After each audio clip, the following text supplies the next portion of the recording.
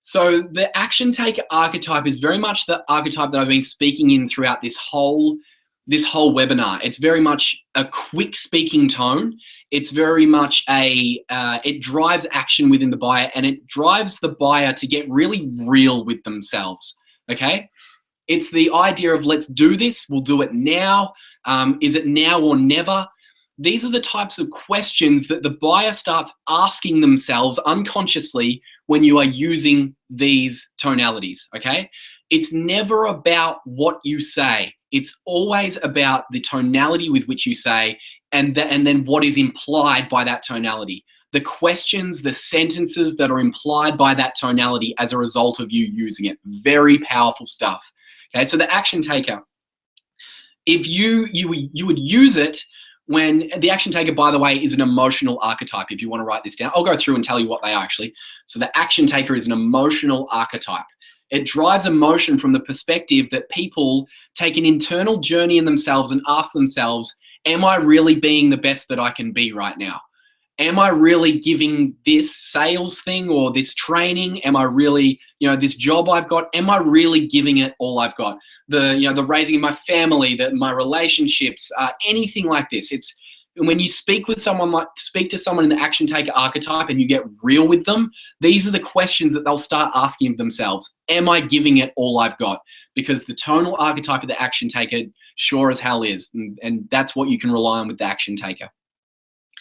Let's move on. If you have any questions, as I said, guys, chuck them through. We'll go for it. The jester is very much the laughing one, the one that makes jokes, the one that is cruisy. It's all good. It's fine. Let's have a laugh. It's all good. If I was asking you about a particular product and I wanted you to feel really easy about it, like it's all good. We'll have some fun. We'll play with it. We'll just see how it goes. I'd be using the jester archetype. When we tell jokes in order to create rapport, we often do it in the jester archetype. And it is an ultimate emotion builder because it helps the person relax into themselves, feel comfortable, and be able to laugh. Cool? Trust that makes sense. I'm just going to run back and check these questions again coming through because I don't want to skip too far ahead. Cool. Link has dropped out, says Brian. Tell me you guys can still hear me. Is that all good? All good. Okay. Just if you guys just want to let me know that you can hear me. I'll keep talking and then hopefully it'll come through, and Brian, hopefully it keeps working for you. All good. Cool. So the fair player is what is known as a logical archetype.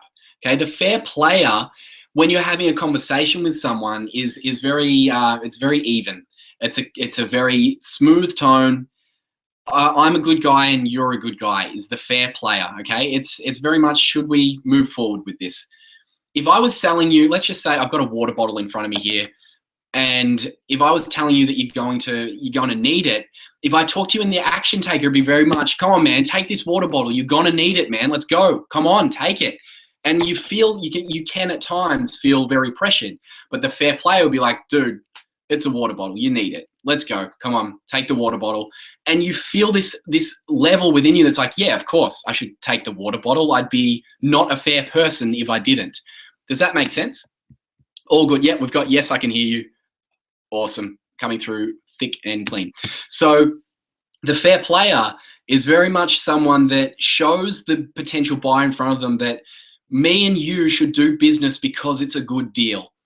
Now, remember, it doesn't necessarily have to be the words that you say. It doesn't have to be, hey Grace, or hey Jade, you should move forward with the TPM because it's a good thing for you. It's Jade, Grace, or Brian, Frank, you guys, if this is for you, then go for it. So it's all good. If it works for you, it works. If it doesn't, it doesn't. It's all good. But the thing is, I would talk about the tonal persuasion method itself in that archetype, but I could talk about anything about it. I wouldn't even have to be talking about the sale itself.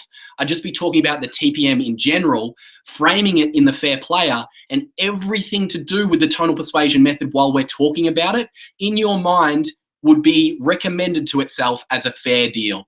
It's fascinating. You guys are starting to realize why I say you have to use this with ethics, with integrity. And I thank you guys for sending all those yeses through before, because it's a big thing. Brian says, all good, man, back on. Love it. Okay.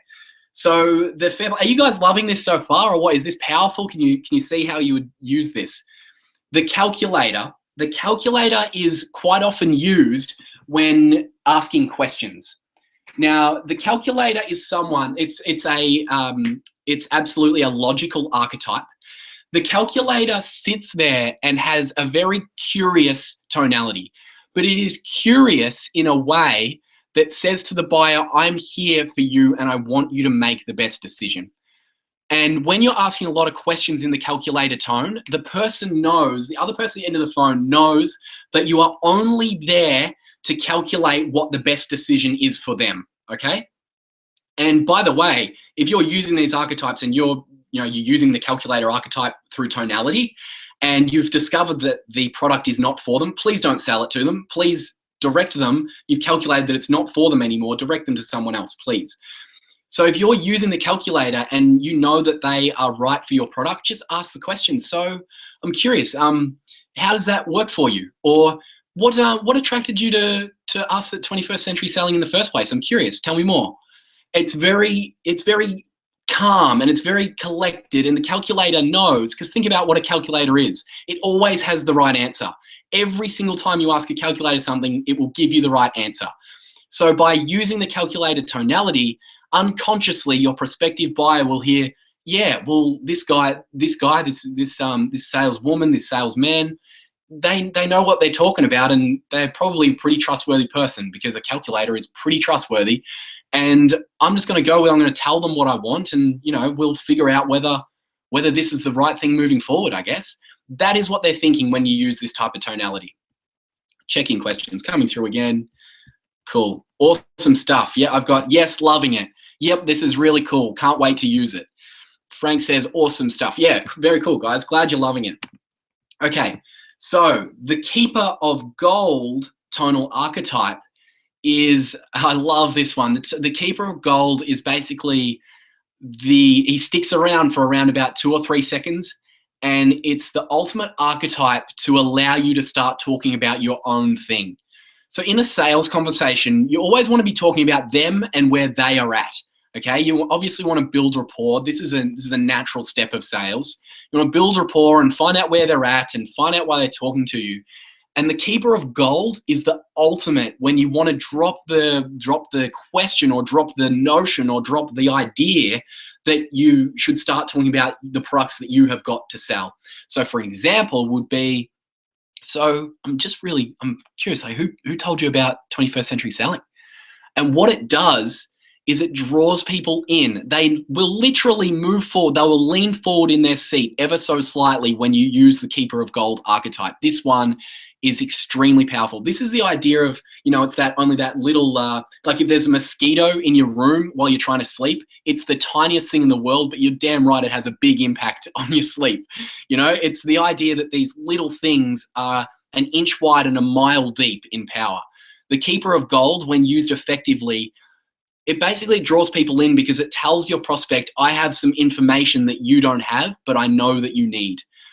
And again, when used respectfully, these 6 selling archetypes, the Keeper of Gold is no different. The person at the other end of the phone or the person you're sitting in front of will feel very cared for, very, very connected. They'll feel quite appreciated because they'll be like, oh, that sales guy, he's got something really scarce and really cool, and he's telling me about it. He must respect me. He must respect the fact that we're even having this conversation. The Keeper of Gold is extremely powerful when it comes to that. Jade is saying, seriously powerful. You said it even twice, Jade. That's cool. Thank you. I think it's pretty powerful too. So the celebrant, and if I'm going too quick here again, guys, just tell me this stuff gets exciting. So the celebrant itself is one of the selling archetypes. It's the final selling archetype, and quite often it is used throughout the sales conversation to reward our buyer for little decisions they are making along the way. The celebrant, I'll do the tonality right now. It's very much good on you. I'm so stoked for you. Can't wait to start working with you. This is going to be great. And like, who are you going to tell? Who are you going to start with? Who are you going to tell first? Tell me more. And it's the idea of good on you. I'm here for you. I'm stoked for your decision. I knew you were going to make this decision all along, and I'm so happy for you at the end of all of this that you finally come forward, made the decision, and made the commitment to you. Good stuff. I'm absolutely stoked. Or good on you for, this product. I knew you'd like this one. I thought you were going to go for this one all along. Enjoy. Have a great time with it. How are you going to celebrate? And it's like it sort of sits in the middle between basically, I suppose, the jester and the fair player, because it sits there and it's there. It's so happy. It's so comfortable. And the fair player side of it realizes that, it was the right decision to make. And I knew that eventually, when the worlds aligned, when everything was fair, you'd go ahead with this decision. And I'm really happy for you. The celebrant is used. It does not have to be used just at the end of the conversation. It's used throughout the conversation to reward little decisions that will move people towards the buy at the end of the conversation.